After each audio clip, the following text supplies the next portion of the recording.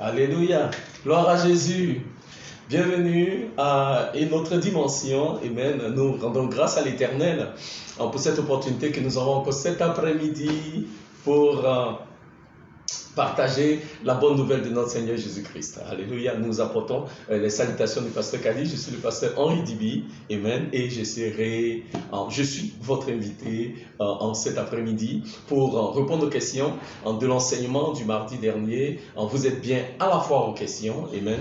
Et nous avons quelques questions cet après-midi auxquelles nous voulons répondre. Nous voulons vous encourager.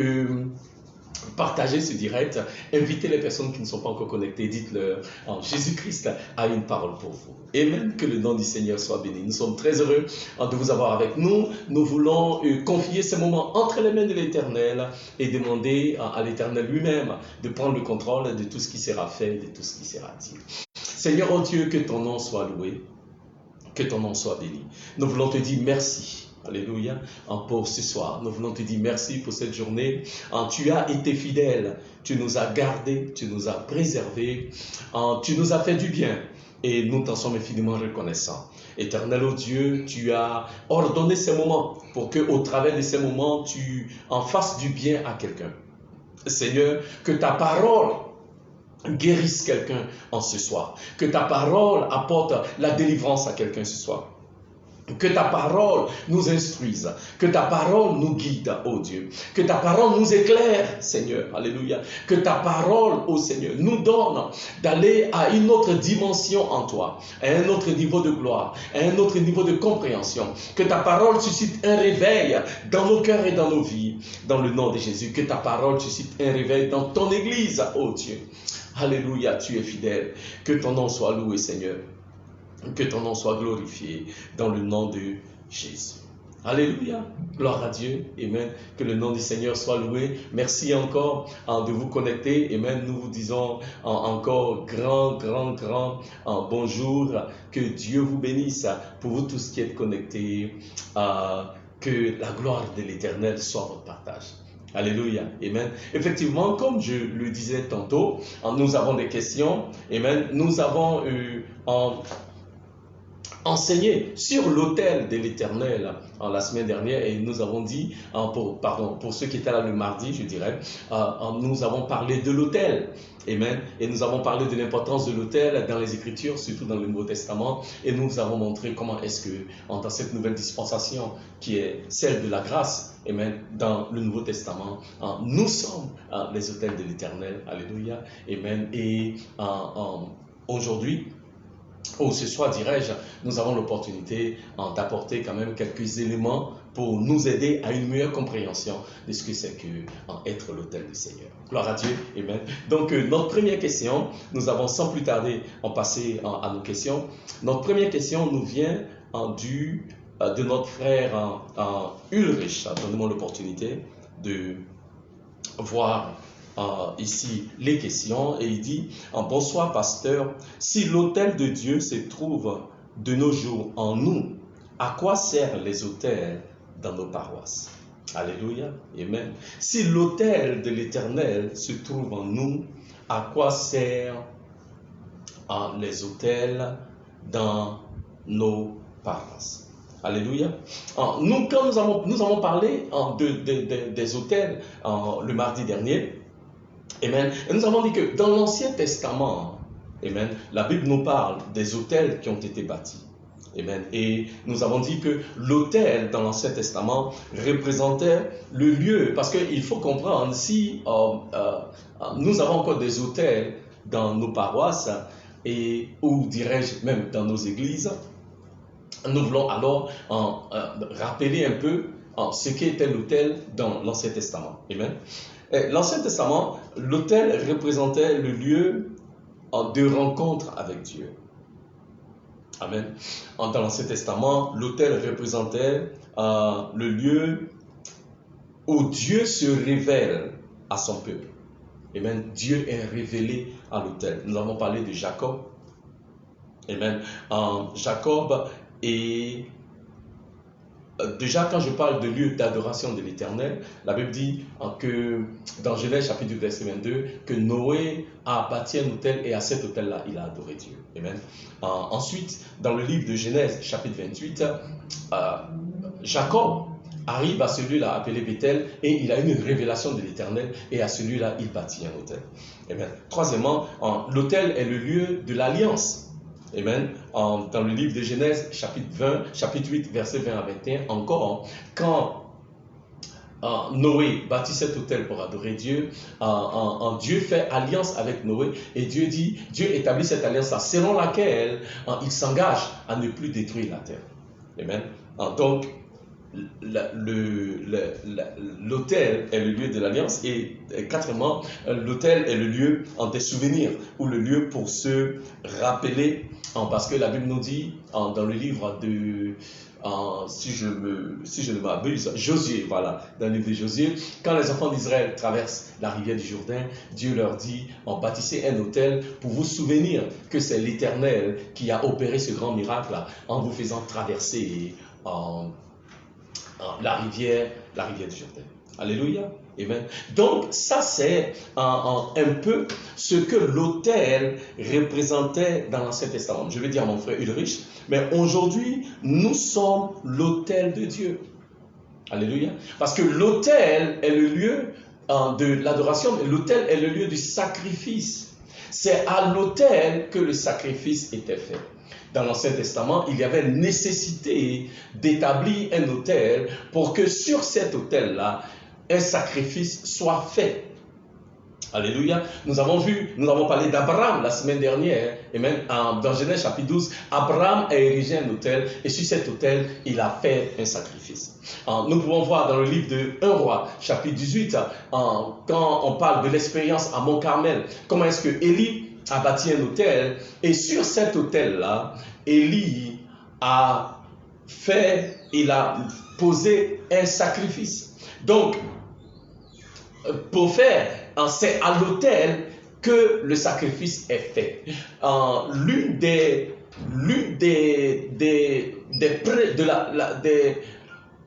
la nécessité de l'autel, si nous prenons par exemple le tabernacle, dans le tabernacle, quand vous rentrez dans le tabernacle, dans le parvis au tabernacle, ce qu'on trouve, c'est l'autel de l'Holocauste. C'est comme ça qu'il s'était appelé. Alléluia, amen. Parce que c'est dans le tabernacle que les sacrifices étaient offerts. Et donc quand on rentre dans le tabernacle, le premier élément dans le tabernacle que nous trouvons, c'est l'autel. Alléluia, parce que c'est sur l'autel que le sacrifice est fait. Amen. Seulement, dans le Nouveau Testament, nous avons un sacrifice qui a été fait en la personne de Jésus-Christ sur l'autel de la croix. Alléluia. Donc, le dernier autel physique que nous voyons dans le Nouveau Testament, c'est l'autel de la croix. Parce que c'est à la croix que Christ a été sacrifié pour vous et pour moi, pour le pardon de nos péchés.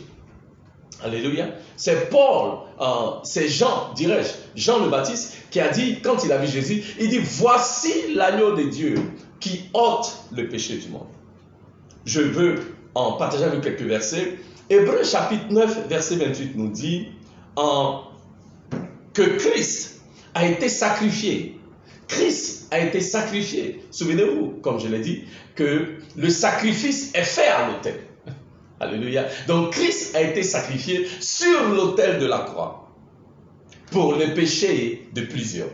Hébreux chapitre 10, verset 10 nous dit, nous avons été rendus saints au travers du sacrifice du corps de Jésus une fois pour toutes. Alléluia.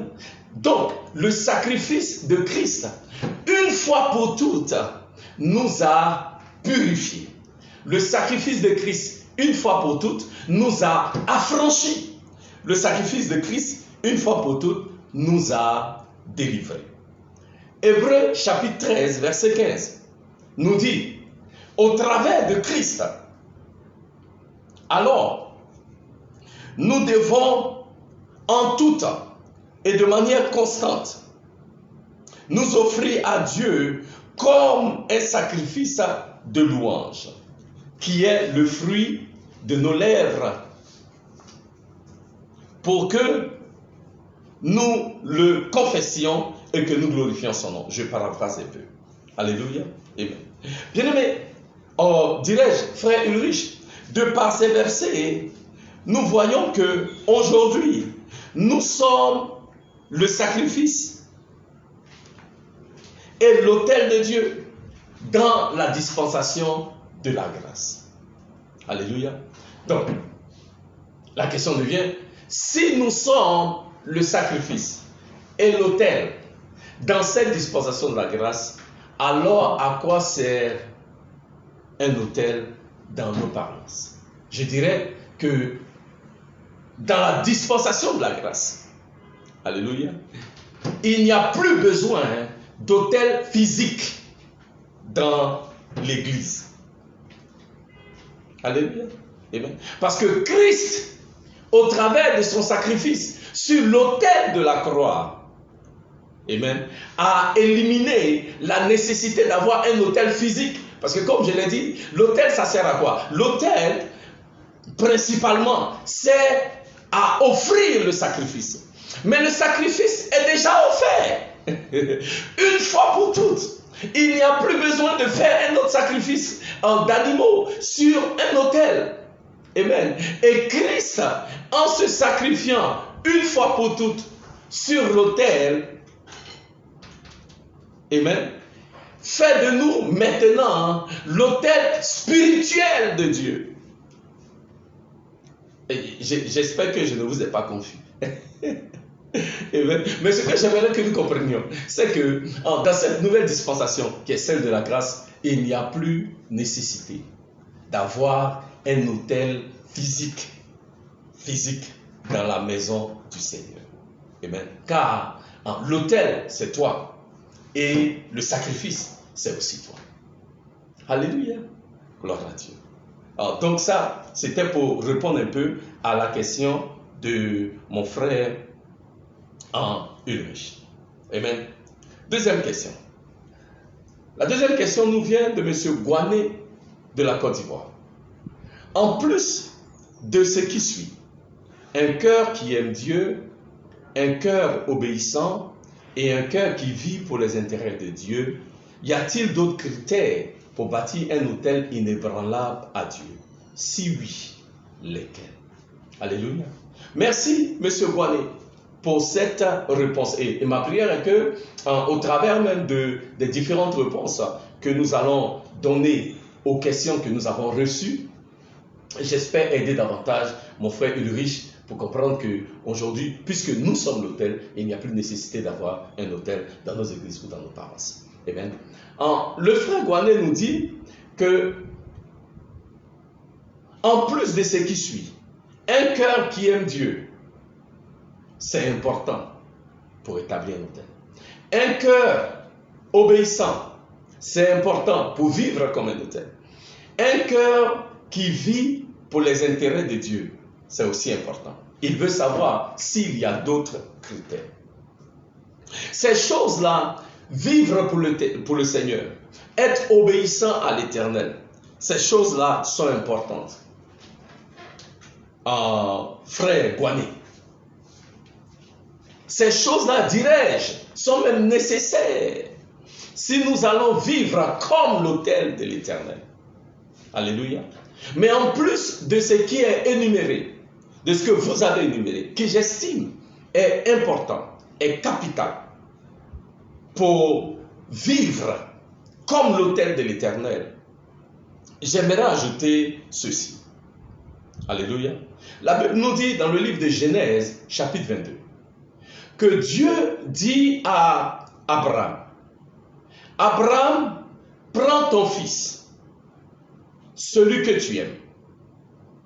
Dieu dit, Genèse chapitre 22 au verset 2, prends ton fils, ton unique, celui que tu aimes, Isaac, va-t'en au pays de Morija, et là, offre-le en holocauste sur l'une des montagnes que je te dirai. Alléluia. Donc Dieu dit à Abraham, Abraham, tu vas m'offrir un sacrifice. Alléluia. La Bible dit, Abraham se leva de bon matin. Verset 3. Sella son âne et prit avec lui 2 serviteurs et son fils Isaac. Il fendit du bois pour l'holocauste et partit pour aller au lieu que Dieu lui avait dit. Alléluia. Verset 5. Et Abraham dit à ses serviteurs, restez ici avec l'âne. Moi et le jeune homme, nous irons jusque-là pour adorer et nous reviendrons auprès de vous. Alléluia. Et la Bible dit que quand Abraham sera au sommet de la montagne, il va bâtir un autel. Parce qu'il dit qu'il va adorer. Et là où il va adorer, là, amen, pour l'adoration, il a besoin d'un autel. Mais l'adoration dont il est question ici, ce n'est pas que Abraham allait sur la montagne pour chanter Alléluia, Amen. Non, l'adoration dont il est question ici, c'est que Abraham allait adorer, il allait ériger un autel pour adorer l'Éternel. Et sur cet autel-là, il fallait faire un sacrifice.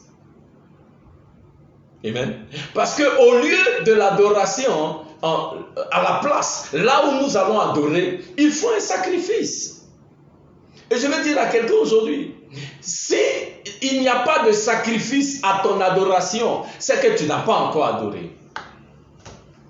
Ce qui fait que notre adoration a tout son pesant. C'est le sacrifice que nous apportons à notre adoration. Une adoration sans sacrifice. C'est pourquoi Dieu a dit dans l'Ancien Testament, ne venez pas dans la maison de l'Éternel les mains vides. Parce qu'on ne peut pas adorer réellement l'Éternel sans sacrifice.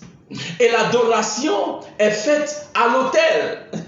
Et dans la nouvelle dispensation, tu es l'autel et tu es aussi le sacrifice. Pour pouvoir adorer. Parce que s'il n'y a pas d'autel et qu'il n'y a pas de sacrifice, il n'y a pas d'adoration. Je ne sais pas si vous comprenez. Parce que l'adoration, la vraie, est faite là où il y a un autel. Et là où il y a un autel, il y a toujours un sacrifice. Et, vous comprenez? Voilà. Parce que s'il n'y a pas d'autel, s'il n'y a pas de sacrifice, il n'y a pas d'adoration. Amen. Donc de la même façon que cela se faisait dans l'Ancien Testament, cela aussi valide dans le Nouveau Testament. Si nous allons adorer véritablement le Seigneur, il faut qu'il y ait un autel et il faut qu'il y ait une offrande. Quand vous lisez le passage dans Genèse, c'est la première fois que le mot adorer est utilisé dans la Bible. Genèse chapitre 22. Et le contexte dans lequel le mot adorer est utilisé, cela doit nous instruire par rapport à ce qui est l'adoration en vérité. Aujourd'hui, malheureusement, dans l'église, on pense que l'adoration, c'est un camp, la louange, c'est quand on vient à l'église et la musique est rapide. Et puis l'adoration, c'est quand on vient à l'église et puis la musique devient slow. Non, bien aimé, on n'a rien compris. On n'a rien compris. L'adoration là, ce n'est pas quand tu es venu à l'église, tu as fini de danser là, et puis après on dit, ah non, maintenant on va s'asseoir pour adorer. Non, ce n'est pas ça l'adoration. Abraham nous fait comprendre que l'adoration, la vraie, c'est là où tu es, et là où tu es à l'autel de l'Éternel, avec un sacrifice. C'est en ce moment-là que tu as adoré. Quel sacrifice nous apportons à l'Éternel sur l'autel de notre adoration? Voilà la question. Quel sacrifice? Quel sacrifice? Parce qu'aujourd'hui, il y a beaucoup de chrétiens qui sont allergiques à l'idée des sacrifices. Alléluia. Amen. Et je vais parler un peu de ça. Et la réalité est que, bien aimé, aussi longtemps qu'en tant que chrétiens, nombreux parmi nous sommes encore allergiques à l'idée de sacrifice. On ne peut pas adorer véritablement. Parce qu'il n'y a pas d'adoration sans autel, il n'y a pas d'autel sans sacrifice. Et aujourd'hui, le sacrifice, c'est toi-même. Donc, jusqu'à ce que nous soyons offerts comme sacrifice, nous n'avons pas adoré. Et n'est-ce pas l'exemple que le Seigneur Jésus-Christ nous donne? il a dit à ses disciples, il dit, je ne suis pas venu pour être servi, mais je suis venu pour servir et donner ma vie comme une rançon pour plusieurs. Jésus est venu en sacrifice. Je dis cela, mon frère Gouané, pour dire, on peut faire toutes ces choses-là, oui, en obéissant, tout ça, mais est-ce que notre vie est un sacrifice vivant à l'Éternel? Parce que regardez, quand Abraham dit, on va aller adorer, maintenant je vais revenir sur ça, au verset 7, Isaac, qui est avec son père, lui dit, Abraham prit le bois sur l'holocauste, verset 6, le chargea sur son fils Isaac, et porta dans sa main le feu et le couteau, et ils marchaient tous deux ensemble. Verset 7. Alors Isaac parlant à Abraham son père dit, mon père, il répondit, me voici mon fils, me voici mon fils. Isaac reprit, voici le feu, voici le bois, mais où est l'agneau pour l'holocauste? Où est l'agneau pour le sacrifice? Oh frère Gouané, quand j'entends votre question pour moi ressemble à la question d'Isaac au verset 7. Père, voici le bois, voici le feu, mais où est le sacrifice? Isaac, le sacrifice là-haut, c'est toi-même. Alléluia. Amen. Isaac était obéissant, c'était un bon enfant, mais Isaac ce jour-là, sur la montagne de Morija, là où il devait adorer avec son père, Isaac a compris ce jour-là qu'il n'y a pas autre sacrifice qui vient ailleurs. Le sacrifice là, c'est moi-même. Et Isaac est une typologie de Christ. Et Isaac nous faisait comprendre que le sacrifice là, qui allait être offert, c'est Christ qui allait donner sa vie pour le salut de l'humanité. Et comme Christ a donné sa vie pour le salut de l'humanité, nous aussi, nous devons donner nos vies en adoration à l'Éternel.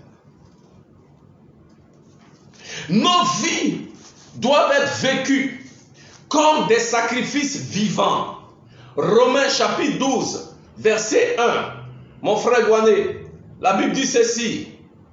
Il dit, attendez que je lise pour que nous voyons ensemble. Romains chapitre 12, verset 1 et 2. Il dit Romains chapitre 12, j'ai dit. Voilà, Romains chapitre 12. Voilà, chapitre 12 ici. Je vous exhorte donc, frères, par la compassion de Dieu. Je vous exhorte donc, frères, c'est Paul qui parle, par la compassion de Dieu, à offrir vos corps comme un sacrifice vivant, saint, agréable à Dieu, ce qui sera de votre part un culte raisonnable. Paul dit, aujourd'hui, dans la nouvelle dispensation, en tant qu'enfant de Dieu, le sacrifice de Dieu, mon frère Douané, c'est toi. Le sacrifice de Dieu, c'est moi. Le sacrifice de Dieu, c'est nous qui sommes les enfants du Seigneur. Il dit, offrez vos corps comme un sacrifice vivant. Le mot sacrifice vivant est très important parce qu'un sacrifice en général est mort. Mais Dieu dit, c'est pendant que tu vis là, et que tu marches comme ça là pour aller au champ, pour aller au travail là, tu es un sacrifice comme ça.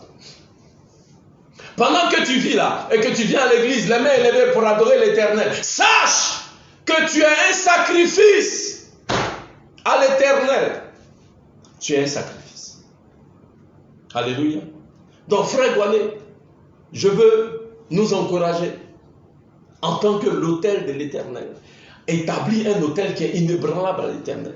Sur l'autel là, pour qu'il y ait adoration, il faut un sacrifice. Alléluia. Voilà. Et le sacrifice là, c'est vous. Le sacrifice là, c'est moi. Amen. Pour que notre adoration soit acceptable à l'Éternel. Pour que notre adoration monte au Seigneur comme un parfum de bonne odeur. Alléluia. Il faut que nos vies au quotidien soient un sacrifice à l'Éternel, notre Dieu.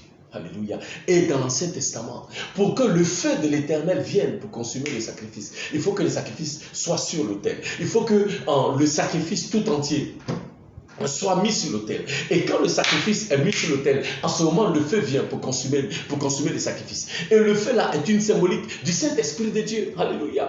Et pour que nous soyons remplis au quotidien de l'Esprit de Dieu. Il faut que nous soyons le sacrifice de l'Éternel sur l'autel de l'Éternel.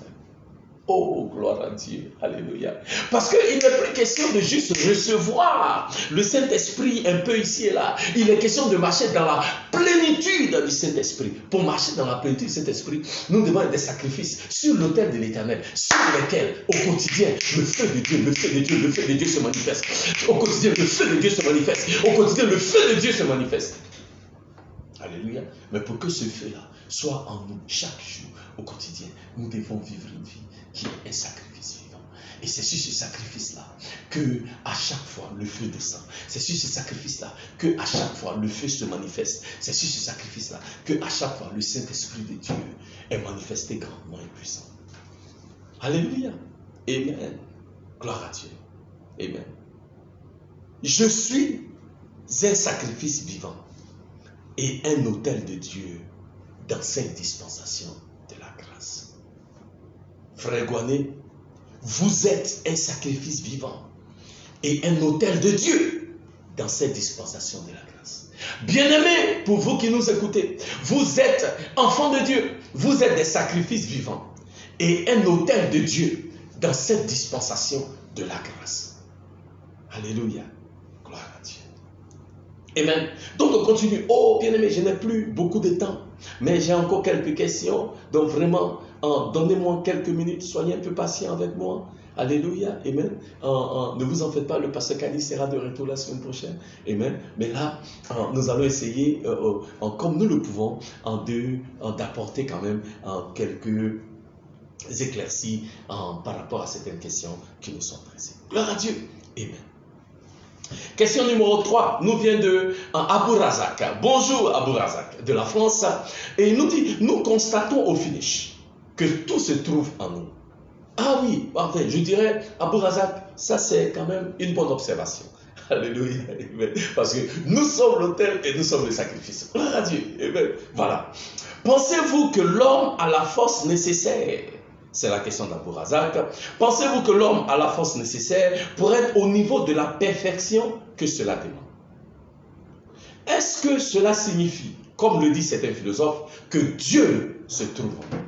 Alléluia. Abou Razak, merci pour la question. Amen. Je suis vraiment encouragé par ces différentes questions que nous voyons.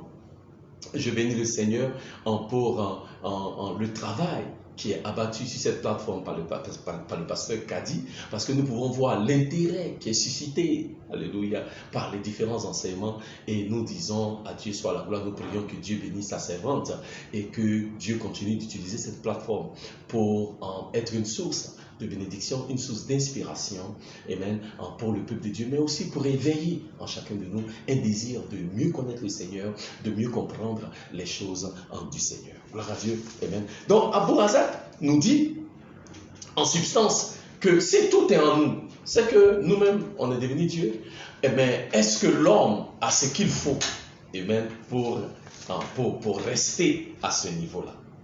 Amen, en substance. C'est ce que Abou Razak nous dit. Parce qu'il y a des philosophes qui le disent. Et je vais commencer à parler un peu, que certains philosophes disent que Dieu se trouve en nous. Voilà.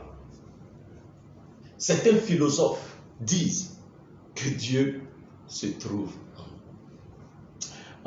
J'ai déjà partagé un peu avec vous mon témoignage.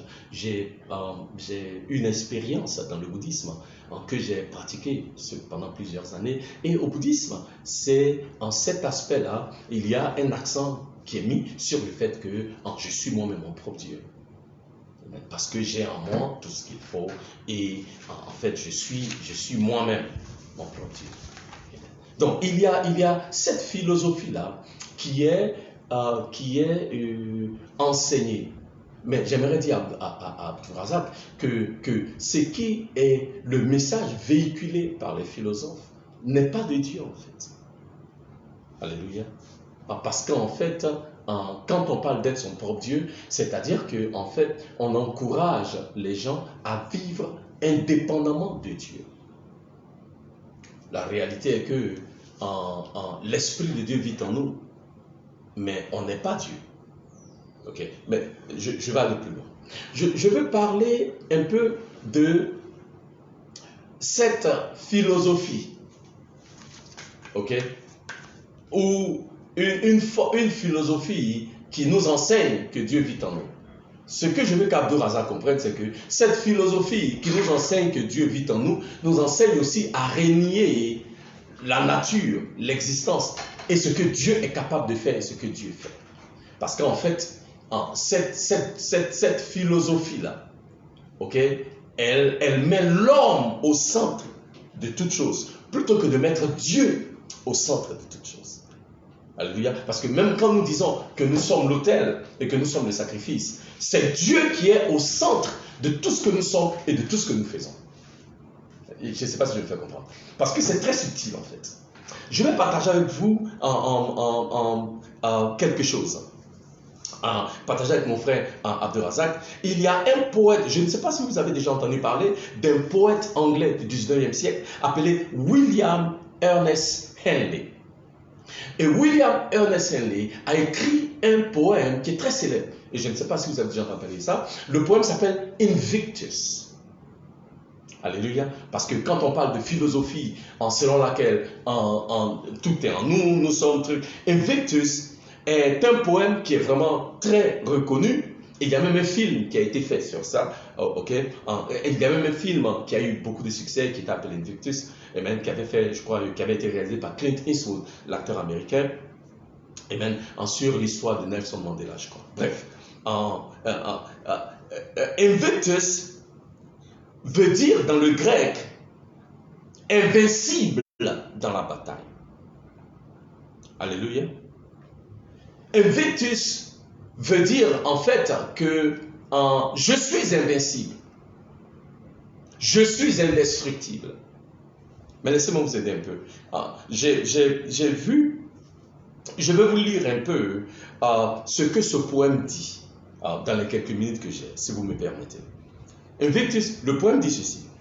Dans les ténèbres qui m'enserrent, c'est le poème Invictus de William Ernest Henley. Noir comme un puits où l'on se noie, je rends grâce au Dieu, quel qu'il soit. Écoutez-moi très bien. Je rends grâce au Dieu, quel qu'il soit. Pour mon âme invincible et fière, dans de cruelles circonstances, je n'ai ni gémi, ni pleurer. Meurtri par cette existence, je suis debout, bien que blessé. En ce lieu de colère et de pleurs, se profile l'ombre de la mort. Je ne sais ce que me réserve le sort, mais je suis et je resterai sans peur. Aussi étroit soit le chemin, nombreux les châtiments infâmes, je suis le maître de mon destin, je suis le capitaine de mon âme. Alléluia. Je suis le maître de mon destin, je suis le capitaine de mon âme. Abdou Razak, en fait, c'est ça que la philosophie enseigne. Que en nous, nous avons la capacité. En nous, nous avons tout ce qu'il faut. En nous, nous avons la force. En nous, nous avons les moyens. En nous, nous pouvons accomplir et réaliser des choses extraordinaires. Oui, c'est vrai. Il y a des choses qu'on peut faire. Amen. Mais en nous, nous sommes limités dans les choses que nous pouvons faire en tant qu'être humain. Alléluia. Ce que nous faisons, nous le faisons par Christ en nous. Parce que c'est ça que les Écritures nous enseignent. Alléluia. C'est que oui, nous avons l'Esprit de Dieu en nous. Nous avons l'Esprit de Christ en nous. Et ce que nous faisons, les choses que nous accomplissons, nous les accomplissons par le biais de l'Esprit de Christ qui est en nous. Je ne suis pas le maître de mon destin. Je ne suis pas le capitaine de mon âme. C'est le Christ en moi qui est le maître de mon destin. C'est le Christ en moi qui est le capitaine de mon âme. Alléluia. Parce que Abou Razak, en dehors du Christ qui est en toi, du Christ qui est en moi, nous ne pouvons rien faire. Nous ne pouvons rien accomplir. Alléluia. Amen. C'est pourquoi la Bible dit, et le pasteur Kadi nous a enseigné sur ça. Galates chapitre 2, verset 20, pardon. Je suis crucifié avec Christ. Cependant, je vis, mais ce n'est plus moi qui vis, c'est Christ qui vit en moi. Et la vie que je vis maintenant, je la vis par la foi dans le Fils de Dieu qui m'a aimé et qui s'est donné lui-même pour moi. Amen. Parce que c'est le Christ qui est en moi, c'est lui qui me donne la capacité et c'est lui qui accomplit toutes choses en moi et au travers de moi. Avec Christ, je peux tout, mais sans Christ, je ne peux rien. Donc quand nous disons que nous avons en nous l'autel de l'Éternel, nous sommes nous-mêmes le sacrifice de l'Éternel. Mais bien aimé, nous pouvons être autel de l'Éternel par le sacrifice de Christ. Nous pouvons être sacrifice de l'Éternel par la capacité que Christ nous donne pour pouvoir l'être. Et c'est pourquoi nombreux parmi nous, nous avons encore du mal dans cette vie chrétienne ou dans cette marche avec Dieu. Parce que nous croyons que nous pouvons accomplir ces choses-là de par nous-mêmes. Mais ce n'est pas possible. N'est-ce pas, la Bible nous dit dans le livre de Corinthiens, chapitre 5, verset 21, que nous sommes devenus la justice de Dieu en Christ Jésus. Pourquoi? Parce que dans Ésaïe, la Bible nous dit que notre propre justice est comme un vêtement souillé. Ça veut dire que de par nous-mêmes, nous ne pouvons pas. Tout ce que nous disons et tout ce que nous faisons, c'est par l'Esprit de Christ. C'est le Seigneur qui nous donne la capacité, il dit quelque part dans Philippiens, c'est lui qui nous donne le pouvoir et le faire. Parce que de par nous-mêmes, nous ne pouvons rien. Alléluia. Donc vraiment, j'aimerais encourager mon frère à Bourazak. Amen. Il faut laisser les philosophes philosopher. Amen. Alléluia. Et restons focalisés sur le Seigneur qui nous donne la capacité de pouvoir être des autels et de pouvoir être des sacrifices à la gloire de notre Seigneur qui est dans les cieux. Alléluia. Amen. Gloire à Dieu. Avant-dernière question. Nous avons presque fini. Je vais continuer.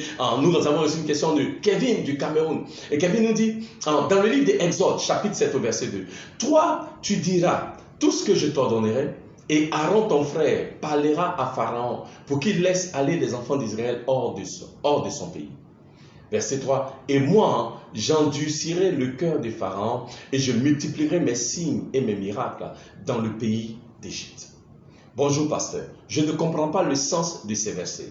Il y a contradiction, il me semble. Alléluia. Merci Kevin. Amen. C'est Dieu qui parle à Moïse. Il dit à Moïse, je vais délivrer les enfants d'Israël. Amen. Et il dit, Aaron parlera. Ton frère parlera avant pour qu'il laisse partir les enfants d'Israël. Et Dieu dit, mon Dieu, j'endurcirai le cœur de Pharaon et je multiplierai mes signes et mes miracles dans le pays d'Égypte. Alléluia. Alléluia.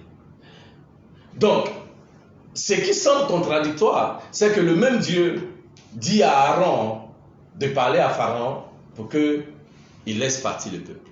Et de la bouche du même Dieu, il dit qu'il va endurcir le cœur de Pharaon, et même pour ne pas que le peuple parte. Alléluia. Alléluia. Je veux dire, des fois, il y a des choses que Dieu fait, ok, qui dépassent notre entendement. Je vais commencer par dire ceci. Amen. Parce que c'est le même Dieu là qui dit, écoute, je vais faire sortir le peuple hors d'Égypte. Mais je ne vais pas les faire sortir comme ça. Je vais endurcir le cœur de Pharaon pour que je puisse manifester mes signes et mes prodiges. C'est le même Dieu qui dit aux enfants d'Israël, je vais vous conduire de l'Égypte jusqu'à la terre promise. Et si je ne me trompe pas, Kevin, pour partir d'Égypte à Canaan, ça devait prendre 2 semaines. Mais ça a pris 40 ans pour partir d'Égypte jusqu'à la terre promise. Un voyage qui devait durer pratiquement 2 semaines. Ça a pris 40 ans. Mais nous voyons plus loin que Dieu dit que j'ai permis qu'il y ait ce détour-là pour que Israël comprenne que l'homme ne vivra pas de pain seulement, mais de toute parole qui sort de la bouche de Dieu. En toute chose, Dieu a un dessein. Dieu a un propos qu'il désire accomplir. Dieu a comme une leçon qu'il veut faire comprendre aux hommes. Un message qu'il désire véhiculer pour aider les hommes à comprendre. Il dit, j'endurcirai le cœur de Pharaon. Mais de vous à moi, Kevin, est-ce que le cœur de Pharaon n'était pas déjà dur? Dieu parle d'endurcir le cœur de Pharaon, c'est vrai. Mais Pharaon même déjà avait un cœur qui était dur. Donc que Dieu endurcisse le cœur de Pharaon, non. Pharaon lui-même déjà, son cœur là, était dur. Parce que le cœur de l'homme même est dur. C'est Dieu qui peut ramollir le cœur d'un homme. Donc le Seigneur dit, si vous voulez, quand Dieu dit, je vais endurcir son cœur, ça peut aussi veut dire que je sais que Pharaon est têtu et qu'il va résister. Puisque quand Aaron vient parler à Pharaon, effectivement, Pharaon lui dit non. Il lui dit, qui es-tu? Qui est ton Dieu là? Mais j'ai dit, mais Pharaon, tu n'as pas peur. Qui est ton Dieu là? Parce que déjà, Moïse avait montré à Pharaon des signes.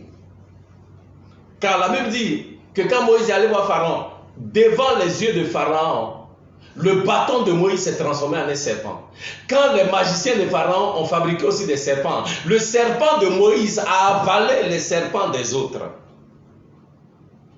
Est-ce que ça, ce n'est pas une preuve aux yeux de Pharaon que le Dieu dont ces gens-là parlent là, il n'est pas là pour s'amuser? Mais Pharaon n'avait que faire de cela.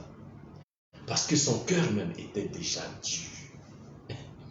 Et au fur et à mesure des épreuves, son cœur s'est endurci davantage. Alléluia. Alléluia. Mais, ultimement, tout ce que Dieu fait dans les Écritures de manière consistante, ce que Dieu fait depuis que l'homme, je vais dire ceci à mon frère Kevin du Cameroun, depuis que l'homme, dans le livre de Genèse, Kevin, depuis que l'homme a chuté et qu'il a été chassé de la présence de Dieu, nous pouvons voir de manière constante et consistante les actions qui sont faites par Dieu pour ramener les hommes à lui. Tous ces signes-là que Dieu a manifestés en Égypte, c'était même des signes pour montrer au peuple d'Égypte que le Dieu, le vrai, ce n'est pas les idoles vers lesquelles nous nous tournons. Le Dieu, le vrai, c'est l'Éternel Jéhovah, créateur du ciel et de la terre. Si vous regardez les fléaux que Dieu a fait descendre sur l'Égypte, il y en a combien? Il y en a 10. Chaque fléau que Dieu a envoyé représentait un des dieux d'Égypte.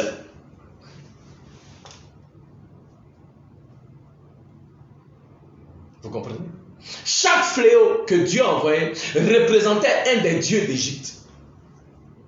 Dieu, en le faisant, montrait à Pharaon que le Dieu, le vrai, Ce ne sont pas les idoles, ce ne sont pas le soleil, la rivière du Nil, ou ces idoles-là dans lesquelles ils ont mis leur foi. Le Dieu le vrai, c'est l'éternel Jéhovah, celui-là même qui a créé toutes choses.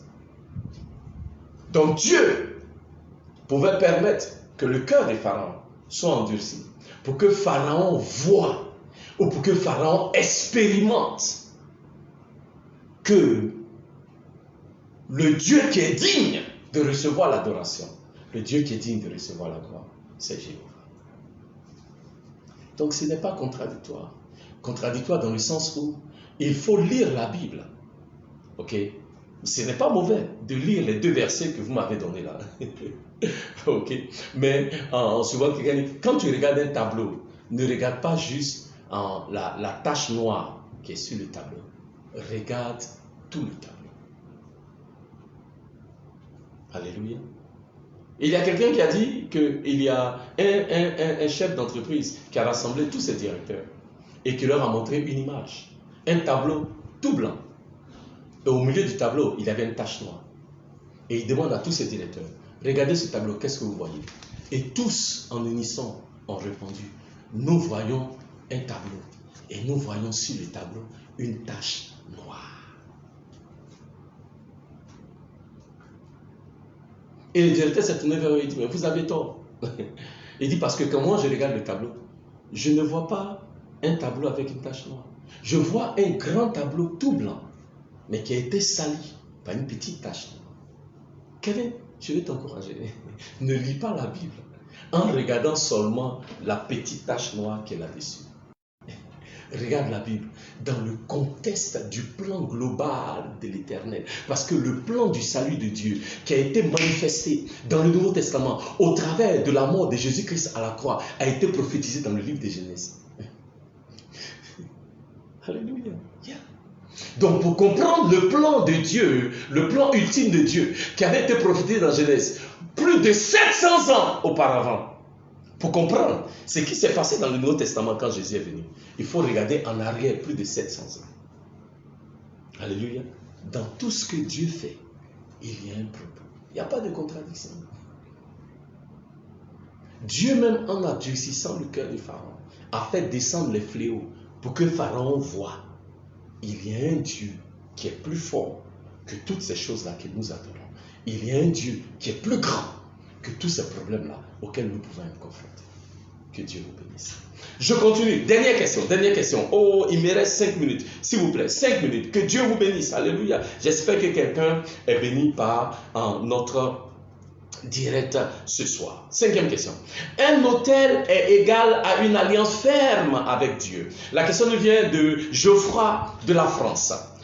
Dieu garde toujours son alliance, ce qui est vrai. Moïse avait une alliance ferme avec Dieu, cela est vrai. Pourquoi Moïse n'a pas vu la terre promise? Après avoir péché, son orgueil, après avoir péché, entre parenthèses, il a été orgueilleux. A-t-il demandé pardon à Dieu? C'est la question de Geoffroy. Alléluia. Merci Geoffroy. Effectivement, Dieu est un Dieu d'alliance. Amen. Il établit des alliances, il garde l'alliance. Amen. Dieu avait une alliance avec Moïse. Il a dit à Moïse, Moïse, tu conduiras ce peuple-là jusqu'à la terre promise. Alléluia. Et Dieu a utilisé puissamment Moïse. Amen. Mais la Bible dit qu'il fut un temps où le peuple-là se plaignait, il voulait de l'eau. Et Moïse, Dieu a dit à Moïse, Moïse, tu sais quoi, il eut une première fois. Il eut une première fois où le peuple avait besoin d'eau. Et Dieu a dit à Moïse que je vais pourvoir de l'eau au peuple d'Israël. Alléluia. Mais laissez-moi rester sur l'histoire que je vais partager avec Geoffrey. Geoffrey, la Bible dit que Dieu a dit à Moïse de parler au rocher et puis l'eau va sortir. Mais Moïse, le peuple se plaignait, il lui mettait la pression. Moïse s'est mis en colère. Moïse a frappé le rocher. Et l'eau est sortie. Mais c'est pas ce que Dieu lui avait dit. Dieu lui avait dit, parle au rocher. Moïse a frappé le rocher. Alléluia. Et Dieu a dit à Moïse, Moïse, parce que tu ne m'as pas sanctifié devant le peuple, tu n'iras pas dans la terre promise. Alléluia. Parce que même quand on parle d'alliance, Une alliance là, dans une alliance c'est au moins 2 personnes qui rentrent dans l'alliance. Mais, je vois, dans l'alliance là, chaque partie dans l'alliance, chaque participant dans l'alliance a une responsabilité vis-à-vis de l'alliance. Si toi et moi on a une alliance et que tu ne respectes pas ta part de l'alliance, techniquement, je ne suis pas tenu de respecter l'alliance parce que tu n'as pas respecté ta part de l'alliance. Est-ce que vous comprenez? Ok. Mais donc, pourquoi on en veut à Dieu si on rentre en alliance avec lui et que nous on ne garde pas notre part de l'alliance et on se dit non, de toute façon, tu es Dieu, non. Des fois, on a une approche du Seigneur que je trouve un peu erronée. Injuste, quoi. Oui, parce que vraiment, on dit à Abidjan, Dieu a un dos large. Oui, parce que tu es en alliance avec le bonhomme. Chacun de nous doit respecter sa part de l'alliance. Et nous, quand on ne respecte pas notre part, on cherche quand même, on dit, ah, Dieu aussi même. Et Dieu aussi même comment? Tu n'as pas respecté ta part de l'alliance. Le deal, c'était que Moïse doit conduire le peuple jusqu'à la terre promise. Ok? Moïse arrive à un endroit, Moïse est fâché. Dieu lui dit, ah, Moïse, pas le rocher. Moïse a frappé le rocher, l'eau est sortie. Ok, Dieu étant miséricordieux, il a donné l'eau quand même, mais il a dit à Moïse, Moïse, tu n'entreras pas. Amen. Est-ce par orgueil? Bon, oui, est-ce que Moïse a demandé pardon? Je dirais, je ne pense pas, Geoffroy. Et voici la raison pourquoi. Parce qu'il y a un autre homme dans la Bible qui a péché, qui a sûrement me fait plus grave que Moïse. Il s'appelle David. David a cherché la femme de Uri, Bathsheba, 2 Samuel chapitre 11. Vous comprenez? David a fait tuer le mari de la femme et puis il a marié la femme. Amen. Mais quand Dieu a confronté David avec son péché, la Bible dit, David s'est prosterné devant l'Éternel. On peut même voir la repentance de David dans le psaume 51. Tout un psaume qu'il a consacré à se repentir devant Dieu. Ouais, certainement, je crois, Dieu est un Dieu d'alliance et il est bon. Et quand David, on peut voir, quand David s'est repenti, quand David a reconnu son tort, Dieu lui a pardonné parce que le même David là, qui a menti, qui a commis l'adultère, qui a commis le meurtre là, Dieu dit, David, un homme après mon cœur. Mais Dieu ne dit pas cela de Moïse. Alléluia. Donc vraiment, je vais nous encourager, je crois, amen. Marchons dans les voies de l'Éternel, soyons obéissants. Quand nous ne faisons pas bien, soyons prompts à nous mettre devant l'Éternel pour reconnaître notre tort et demander à Dieu de nous donner la grâce de faire ce qui est droit et de faire ce qui est juste devant lui. Alléluia.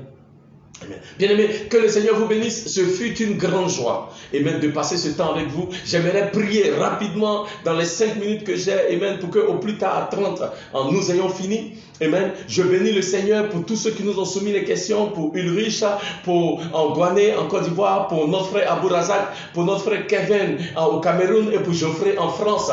Que Dieu vous bénisse, que Dieu vous garde, que l'Éternel lui-même vous éclaire, que l'Éternel lui-même vous visite, que l'Éternel lui-même vous établisse, alléluia, dans sa maison, que l'Éternel lui-même fasse de vous des sacrifices vivants, alléluia, qui offrent à l'Éternel au quotidien un parfum de bonne odeur, que vos vies soient à la gloire de l'Éternel, que Dieu vous visite d'une manière particulière cette semaine et même les semaines à venir, et qu'il vous donne un témoignage de ce que lui seul est capable de faire, car l'Éternel est bon, l'Éternel est grand, l'Éternel est fidèle, l'Éternel fait des miracles et il opère des prodiges. Le Dieu que nous servons est le seul grand Dieu, le Dieu que nous servons est le seul vrai Dieu. Alléluia. Car celui qui met sa confiance en l'Éternel ne sera jamais dans la confusion. Il n'aura pas honte. Parce que vous avez choisi, alléluia, de passer du temps dans sa présence. L'Éternel maintenant vous visite. L'Éternel maintenant vous surprend. Que ceux qui s'attendent à l'Éternel pour un miracle et pour une percée, recevez maintenant dans le nom de Jésus. Je veux prier pour tous mes frères et sœurs qui sont connectés maintenant même. Que l'Éternel vous donne d'expérimenter sa visitation en cette saison, que l'Éternel vous visite dans vos entreprises, vous visite dans vos foyers, vous visite dans vos mariages, vous visite dans vos carrières, vous visite dans vos ministères, que l'Éternel fasse l'impensable et l'impossible dans vos vies, au travers de vos vies, dans le nom de Jésus. Que Dieu vous bénisse et que Dieu vous garde. Nous vous donnons rendez-vous encore le mardi prochain pour une autre dimension. L'Éternel va continuer de nous parler. L'Éternel va continuer de nous faire du bien. Alléluia. Votre servante, le pasteur Dibi Kadi, sera avec vous. Amen. Et vous voulez vous connecter nombreux. Alléluia. Pour venir recevoir la parole que l'Éternel a préparée pour nous. Que Dieu vous bénisse et que Dieu vous garde. Et à mardi prochain. Amen.